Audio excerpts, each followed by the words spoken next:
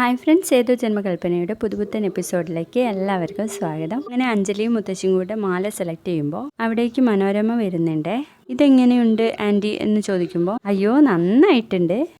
അപ്പോൾ അവിടേക്ക് ആകാശം വരുന്നുണ്ട്. മാലയൊക്കെ സെലക്ട് ചെയ്ത് കഴിഞ്ഞോ എന്ന് ചോദിക്കുമ്പോൾ മനോരമ കാണിച്ചു കൊടുക്കുക കേട്ടോ മാല. അപ്പോൾ ഇത് സെലക്ട് ചെയ്യാലേ. പിന്നല്ലാണ്ട് അമ്മയ്ക്ക് ഈ ഡിസൈൻ ഇഷ്ടപ്പെട്ടോ? ഒരുപാട് ഇഷ്ടപ്പെട്ടു. ഞാൻ ഇന്നലെ കൂടി ഡ്രീം കണ്ടിട്ടേ ഉള്ളൂ. ഈ ലോങ് ചെയിനിന്റെ കൂടെ ഒരു നെക്ലേസും കെട്ടി ഞാൻ ഇങ്ങനെ സ്റ്റൈലായിട്ട് വരുന്നത്. അമ്മയ്ക്ക് എന്തായാലും ഈ ഡിസൈൻ ഇഷ്ടപ്പെട്ടല്ലോ. അപ്പൊ പ്രീതിക്കും ഇഷ്ടപ്പെടാതിരിക്കില്ല എന്ന് പറയണേ. അതിന് പ്രീതി എന്തിനാ ഇഷ്ടപ്പെടുന്നത്? മരുമോളായതുകൊണ്ടാണോ?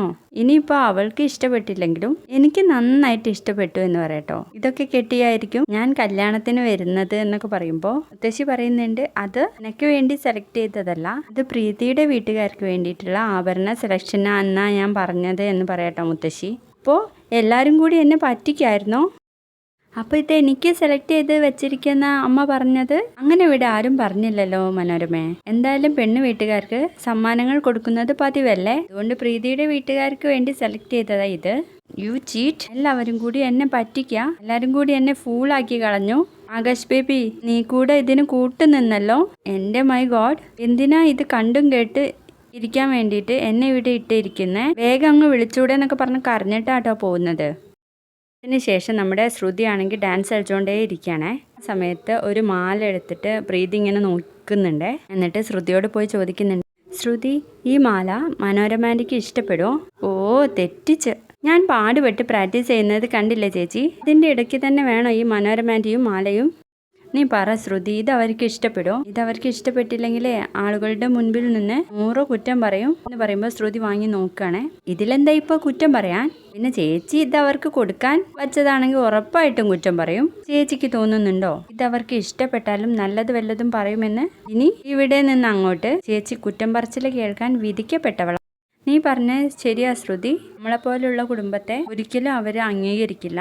എന്നും എനിക്ക് കുറ്റം പറച്ചിൽ മാത്രമായിരിക്കും എന്ന് പറയുമ്പോൾ ശ്രുതി പറയുന്നുണ്ട്, അതെ, തുണിയെടുത്താൽ കുറ്റം, അടുക്കളയിൽ കയറിയ കുറ്റം, മുറ്റമടിച്ചാൽ കുറ്റം, ഇനിയുള്ള കാലം അങ്ങോട്ട് കുറ്റം മാത്രം കേട്ട് ചേച്ചി ജീവിക്കേണ്ടി വരും എന്ന് പറയുമ്പോൾ ശ്രുതിക്കൊക്കെ സങ്കടമായിട്ട് പോവാണ് കേട്ടോ. ഒന്ന് നിന്നേ ചേച്ചി, ഞാനത് വെറുതെ പറഞ്ഞതാ, അല്ലെങ്കിൽ തന്നെ ആകാശ് സാർ ഇതിനൊക്കെ സമ്മതിക്കോ? പിന്നെ നമ്മുടെ 1 and only കടലമിഠായി ഇല്ലേ?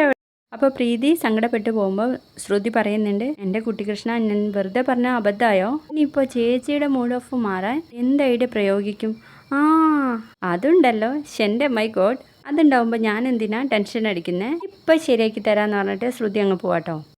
തുടർന്ന് നമ്മുടെ ആകാശം മനോരമയെ സമാധാനിപ്പിക്കാൻ വേണ്ടിയിട്ട് പോവാണേ. വേണ്ട, എനിക്കൊന്നും കേൾക്കണ്ട. എന്തിനാ അമ്മ ഇങ്ങനെ കരയുന്നേ? കരഞ്ഞാൽ നിനക്കെന്താ ചെയ്തം? Who are you? പ്രീതിക്ക് വേണ്ടി സെലക്ട് ചെയ്ത മാല അമ്മയുടേതാണെന്ന് വിചാരിക്കാൻ അമ്മയോട് ആര് പറഞ്ഞു? ആദ്യമേ പറഞ്ഞുകൂടായിരുന്നോ അവൾക്ക് വേണ്ടി സെലക്ട് ചെയ്തതാന്ന്? എങ്കിൽ ഈ അബദ്ധം എനിക്ക് പറ്റുമായിരുന്നോ എന്നൊക്കെ പറഞ്ഞ് ഇങ്ങനെ കരഞ്ഞുകൊണ്ടിരിക്കുകയാണേ. അപ്പൊ എന്നെ എല്ലാരും കൂടി ഫൂളാക്കാൻ നോക്കി. ഈയുള്ള കാലം എനിക്ക് ഇവിടുത്തെ ആരുമല്ല, എല്ലാവരെയും എനിക്കിപ്പോൾ മനസ്സിലായി.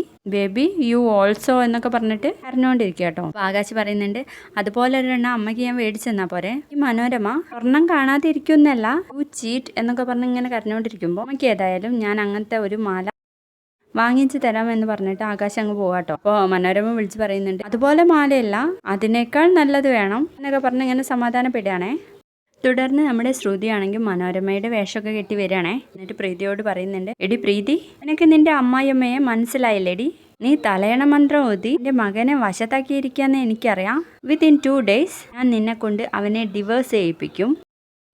നീ ഉണ്ടല്ലോ ഈസ്റ്റ് വെസ്റ്റ് ബെഗ്ഗി നടക്കും, അത് ഞാൻ നിനക്ക് കാണിച്ചു തരാടി എന്ന് പറയുമ്പോൾ പ്രീതി പറയുന്നുണ്ട്, ശ്രുതി വാട്ട്സ് ശ്രുതി വിത്ത് ശ്രുതി? അയാ മനോരമ, എനിക്കെന്നെ മനസ്സിലായില്ലേടി? Do you understand me? You my enemy എന്ന് പറഞ്ഞിട്ട് പ്രീതിയും ശ്രുതിയും കൂടെ ഇങ്ങനെ ചിരിക്കുകയാണ്. സമയത്ത് കോളിംഗ് ബെല്ലിന്റെ ഒച്ച ഇട്ടിട്ട് പ്രീതി തുറക്കാൻ വേണ്ടിയിട്ട് പോകുമ്പോൾ, you wait, I am the housewife, I go and watch എന്ന് പറഞ്ഞിട്ട് ആ ഒരു നടത്തത്തിൽ നടന്നിട്ട് നമ്മുടെ ശ്രുതി പോയിട്ട് വാതിലങ്ങ് തുറക്കുക കേട്ടോ. അപ്പോൾ അശ്വിനും ഫാമിലിയും ഒക്കെ കൂടി വന്ന് നിൽക്കുകയാണേ. അവരെയൊക്കെ കാണുമ്പോൾ എല്ലാവരെയും ഒന്ന് നോക്കിയിട്ട് അതിലങ്ങ് കൊട്ടി അടയ്ക്കുകയാണേ. ആകാശിനും അശ്വിനൊക്കെ ചിരി വന്നിട്ട് വയ്യ. എൻ്റെ കുട്ടി കൃഷ്ണ ചതിച്ചു, ഇനിയിപ്പോൾ എന്താ ചെയ്യാ എന്ന് ചോദിച്ച് നിൽക്കുമ്പോൾ അമ്മായി അങ്ങ് വരികയാണ് കേട്ടോ. ശ്രുതി, എടി ആരാ വന്നത്? എന്നോടാ ചോദിച്ചത് ആരാ വന്നതെന്ന്. അത് പിന്നെ അമ്മായി മിണ്ടല്ലേ, ഇത് എൻ്റെ ഡ്യൂപ്ലിക്കേറ്റ് വന്നിരിക്കുന്നു. എൻ്റെ ഡ്യൂപ്ലിക്കേറ്റോ?